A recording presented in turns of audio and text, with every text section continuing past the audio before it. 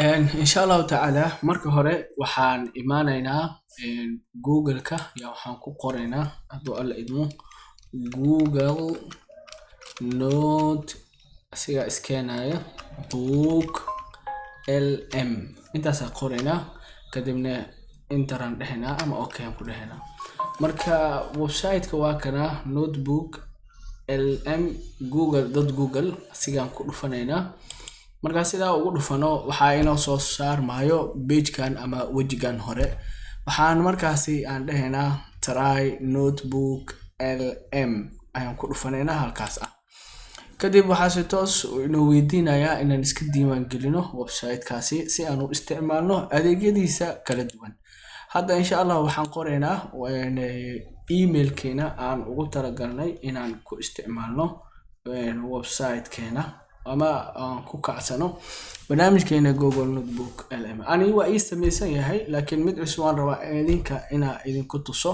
hadduu alla uu karaan noqdo hadduu waayahay waxaan gelinayaa ciwaankayga ama email-kayga hadduu alla karaan noqdo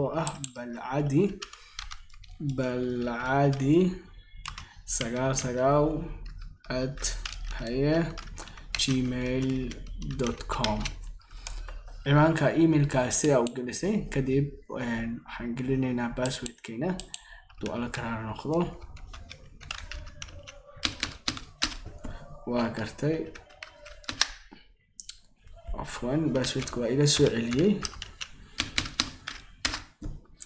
waa gartay marka sida u gelino wuxuu weydiinaa inaan telefonkayga notification isoo dhici doono aan ka jeegareeyo inaan qofka email-ka isticmaalaya inaan aniga ahay iyo in kale waa security issue waaye arrimo oo yani security waaye marka telefonkayga ayaan yes ka dhihi doonaa marka kadib waxaan awood u yeelan doonaa inaan gudaha u galo email-ka hadda waan soo dhahay yes waan soo dhahay gmail-ka kadib waxaan iska leeyahay sida iskaga baxo waa kana wajahada hore barnaamijka Google ee ugu talagashay macallimiinta ama barnaamij ugu talagashay dadka aqoon-yahanada inay ka faa'iideystaan inta markuu ku soo kaco hadda waan ku dhex jirnaa laakiin qaabka u isticmaali doono iyo meeshan ka bilaabi doono next lesson insha Allah ta'ala